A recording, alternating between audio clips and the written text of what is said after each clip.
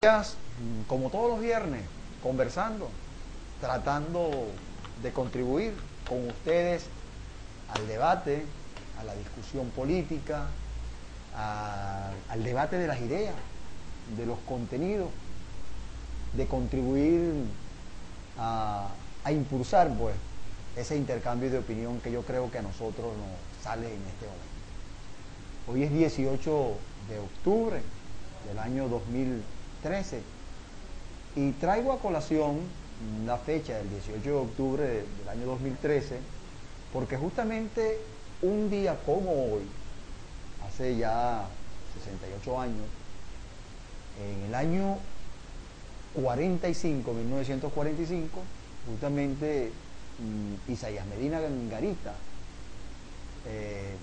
era el presidente de la República y contra él hubo una acción de golpe de Estado. Y hoy pues es la fecha donde buena para el análisis, buena para seguir intercambiando opiniones, bueno para hacer cotejo desde el punto de vista histórico y desde el punto de vista de hacer proyecciones para el futuro. Simplemente le traje pues a ustedes, digamos, las personas que les gustan indagar, que les gustan cotejar, que les gustan tratar en lo posible de involucrarse desde el punto de vista del conocimiento en este tipo de hechos históricos. Isaías Medina Angarita fue justamente uno de los hombres ubicados en el área venezolana en los Andes, un hombre del Táchira, un hombre ubicado en el área militar, y vino justamente a ocupar la primera magistratura sin proponérselo. Para aquel momento el presidente de la República era electo en segundo grado, es decir, el Congreso Nacional era quien nombraba el presidente de la República. Isaías Medina Angarita, dentro de sus planes de vida, de hombre del ejército, obviamente no estaba dentro de sus planes ser presidente, pero por circunstancias de la vida y por coyuntura política, fue, a raíz de una crisis política que se presentó, el hombre llamado a ocupar el espacio de presidente de la República. Vuelvo a recogerlo, dentro de sus planos no estaba ser presidente, pero llegó a ser presidente. Pero hay algo bien importante, que a pesar de ser un hombre venido de la Fuerza Armada, un hombre del área militar, por lo menos está recogido en nuestra historia como uno de los presidentes más demócratas, uno de los presidentes más demócratas que ha tenido el pueblo venezolano, uno de los hombres más demócratas que ha contado la sociedad venezolana, y sus hechos políticos lo demostraron, y el reconocimiento desde el punto de vista histórico a Isaías Medina Angarita. Vino lo que los hombres que depusieron al gobierno de Isaías Medina Angarita a hablar de la Revolución de Octubre, encabezada esos movimientos por los hombres de Acción Democrática, y comenzaron a hablar de revolución, y ustedes saben luego lo que pasó en Venezuela desde el punto de vista histórico, de que no hubo revolución. Y esto lo cotejo para una palabra muy común que se utiliza mucho en estos tiempos en Venezuela: revolución, revolución.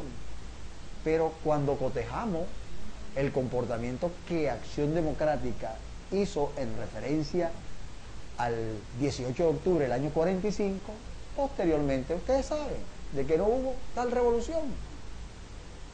No hubo revolución en Venezuela. Y en lo que a mí respecta, con respecto a la actualidad, cotejando las dos realidades, para mí tampoco en Venezuela hay revolución, ni hay pasos y ejecutorias del gobierno en función de revolución. Eso lo podemos palpar cómo vivió la ciudad de Cumaná el día de ayer, y la respuesta de quienes ocupan los cargos de gobierno circunstancialmente Entonces lo que hacen es, en vez de atender las solicitudes que tiene la inmensa mayoría de los hombres y mujeres que viven en Sucre, donde por cierto se ha gestado en los últimos tiempos bastante protesta, bastante fuerte, con mucha fuerza, y donde se le ha dado un parado y se ha derrotado al gobierno desde el punto de vista político. Ahí tenemos lo que se vivió en Cariaco, donde el gobierno tuvo que detener sus decisiones en torno al centro penitenciario que allí se pretendía construir en ese sitio. Vemos las protestas que se están dando en el municipio Monte. Ayer justamente esa vía fue cerrada en 3 áreas, en 3 zonas. Y lo más triste y lo más lamentable es que las protestas se están dando justamente porque el gobierno, que manifiesta y utiliza mucho la palabra revolución, entonces resulta de que prometió unas casas motivado a la creciente que hubo, la última creciente del Manzanares, ustedes recuerdan.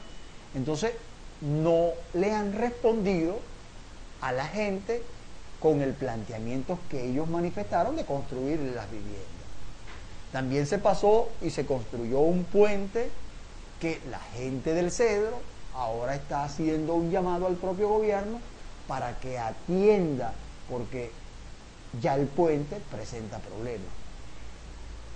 En el Palenque, justamente en el sitio donde nació el que ocupa la gobernación del estado Sucre, allí también hubo protesta. Entonces, Cumaná y el estado Sucre se han convertido en los últimos tiempos escenarios del debate político, escenarios de una gran participación social, porque este tipo de manifestaciones no es como dice el gobierno, que están impulsados por sectores que quieren crear un caos, por sectores de la oposición. No, es la sociedad, es la propia comunidad sucrense, es la propia comunidad de Cumaná, la gente de Carúpano, que también tuvo que verse en la necesidad esta semana de cerrar la vía. Y una de las causas es, ustedes bien saben que en Carúpano hay un problema grave de agua, y además a esto la gente que tiene sus peñeros, sus botes para trabajar, entonces resulta que los están robando con sus motores, y obviamente que cuando ponen las denuncias no hay seguimiento, no le están parando a ese tipo de denuncias, no le están dando respuesta, no están siendo efectivos, no están viendo acción, y entonces la gente hace como ya se ha hecho generalizado todo esto, dice, mira, aquí hay que protestar. La única forma que a nosotros nos paren es protestando. Y yo voy a poner un ejemplo de eso, porque es verdad. En esas visitas que hago a los distintos sectores del estado Sucre, por lo menos pude apreciar de que acá cerca, en Brisas del Golfo, el que haya ido a Brisas del Golfo, sabe que tuvo meses, toda la entrada de Brisas del Golfo, meses, una cloaca, la cloaca de esa zona, derramándose, pero un tiempo largo.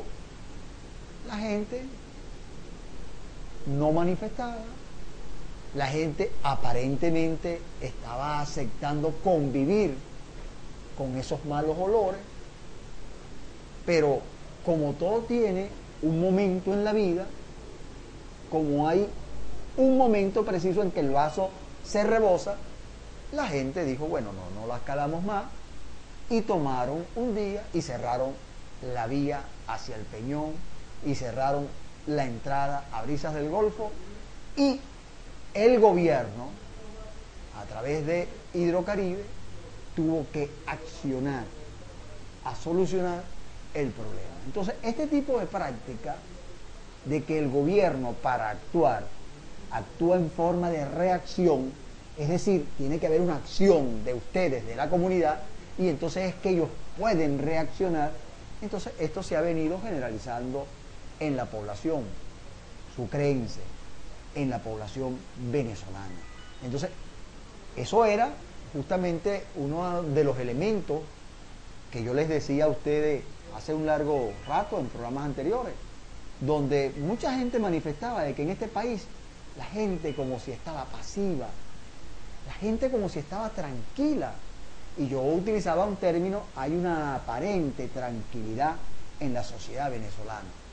Porque yo soy un hombre convencido de que aquí las protestas en este país cada día están aumentando.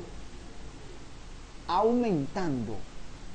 Simplemente que la gente a veces coteja, compara, y la gente está acostumbrada a ver las protestas de calles, las protestas tipo marcha, masiva, con grandes concentraciones. Pero el mundo de hoy se mueve en algo mucho más pequeño. Es lo que nosotros llamamos en el campo de la ciencia el mundo cuántico, el mundo de lo pequeño, el mundo de la materia en movimiento. Entonces, en la política, en la vida social, este tipo de comportamientos también se vienen llevando a cabo. Y por eso es que ahora se ha colocado en resonancia, es decir, todo ese conjunto de protestas pequeñas se han venido sumando y han coincidido en un momento determinado, y pareciera que hubiera sectores organizando este tipo de protestas. Pues no, es una acción que está tomando la ciudadanía venezolana a raíz del conjunto de problemas que estamos viviendo todos los venezolanos. Porque métase en una cola para comprar cualquier producto que hace falta para la vida diaria. La mayoría de los que están en la cola están protestando, aunque estén haciendo la cola porque necesitan el producto.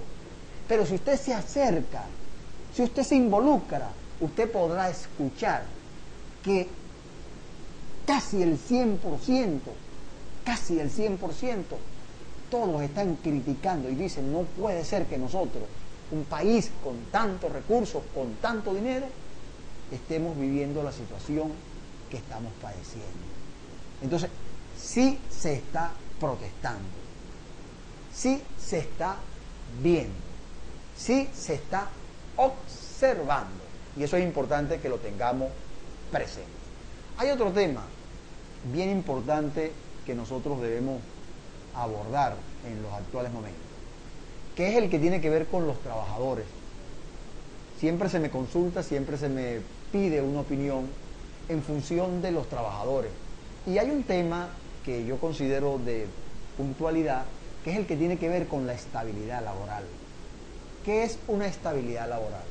Cuando se habla de estabilidad laboral, ustedes saben lo que es algo estable, algo que está fuerte, algo que en la práctica no se mueve. Entonces, en materia laboral, nosotros decimos que la estabilidad laboral es el derecho que le asiste a el trabajador y a las trabajadoras a permanecer en el puesto de trabajo. Esa es la estabilidad laboral. Nosotros siempre hemos procurado de que los trabajadores puedan tener una estabilidad absoluta y no una estabilidad relativa. Es decir, la estabilidad absoluta es aquella que logramos tener cuando un trabajador ingresa a un puesto de trabajo, se conoce el día del inicio, pero se desconoce el día de su conclusión, es decir, el día que termina su relación de trabajo. Ese será un trabajador con estabilidad laboral. Permanece, es el derecho de permanecer en su puesto de trabajo. Se conoce el día que entró, mas se desconoce o no se conoce el día que debe terminar su relación de trabajo. ¿Por qué? Porque hay otros trabajadores que no tienen estabilidad laboral absoluta, sino que su estabilidad es relativa. Y pongo un ejemplo para comunicarme con ustedes mejor. Un trabajador que tiene un ingreso de inicio en una fecha determinada, pero también tiene la fecha en que concluye su relación laboral, entiéndase un contrato de trabajo, una relación de una persona que fue contratada. Es decir, yo te voy a contratar para que tú me ingreses el 2 de enero a trabajar hasta el 31 de diciembre. Eso es un trabajador a tiempo determinado. Se le determina en el primero, con estabilidad laboral absoluta, el trabajador, obviamente nosotros lo llamamos trabajador a tiempo indeterminado. Es decir, no se sabe. Pero aquel trabajador que tiene un contrato de trabajo determinado, se le establece la entrada o el inicio del trabajo, de la relación laboral, hasta que termina su relación laboral. Ahora, ¿qué garantía tienen los trabajadores desde el punto de vista de su relación laboral? El trabajador a tiempo indeterminado, el patrono, no es que no lo pueda despedir, sí puede despedirlo. Ahora, para él despedirlo, él debe solicitar, debe existir justa causa para el despido del trabajador. Ejemplo de esto es, un patrono quiere despedir a un trabajador, puede solicitar la autorización para despedirlo. Y si lo despide, él debe participarle a los jueces laborales de mediación durante el lapso posterior a que tomó la medida.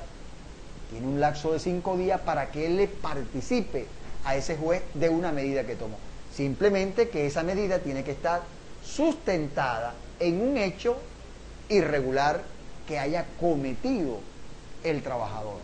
Pero si el trabajador no acepta los términos en los cuales le están manifestando que lo votaron por justa causa y él considera que no hubo justa causa, el trabajador puede concurrir él personalmente o a través con sindicalistas o con abogados a el juez de mediación a objeto de decir: califíquenme el despido porque esta persona no me está votando, no me está despidiendo, el término correcto es despidiendo, no me está despidiendo, me está despidiendo bajo una injusta causa, o lo que él está alegando no es. Si el patrono no participa de ese despido, se entiende que el patrono está aceptando que lo despidió sin justa causa. Entonces, esta materia de la estabilidad laboral es esos derechos que permiten que los trabajadores puedan, obviamente, permanecer en su trabajo. Ahora, si al trabajador lo despiden sin justa causa, el trabajador concurre al juez de estabilidad, al juez de mediación, y él le dan la razón al trabajador. Entonces el patrono tiene que reponer al trabajador en el puesto de trabajo, es decir, incorporarlo a su puesto de trabajo, y además de eso debe cancelarle los salarios dejados de percibir, es decir, los que no le pagó desde el momento que lo despidió hasta el momento que lo ingrese, que lo incorpore al trabajo. Eso es importante que la gente lo conozca, porque a veces se hacía complicado después que le daban la razón al trabajador de que fue despedido injustamente y lo mandaban a incorporarse al trabajo, la incorporación nuevamente al trabajo, a veces costaba de que al trabajador lo pudieran incorporar y le ponían una sanción al patrono, y entonces esa sanción a veces no era fuerte y había como una burla desde el punto de vista del ordenamiento jurídico y desde el punto de vista de lograr respetar al trabajo desde el punto de vista social, es decir, que esta persona pueda seguir teniendo ingresos para él sustentarse y además sustentar a su familia. Eso es parte de lo que nosotros analizamos desde el punto de vista de lo que es el trabajo de manera social, además de contribuir con el desarrollo y la tranquilidad de una nación, de una población. Hoy en día, si hay el patrono no acepta, se incomoda, y ese lapso de 3 días en el cual tiene para hacerlo de manera voluntaria, y si no lo hace posterior a partir del 4.º día, se haría de manera forzosa, es decir, se le obligaría pues en esos términos, y si él continúa con eso, inclusive la ley establece que se pudiera establecer responsabilidades penales contra el patrono.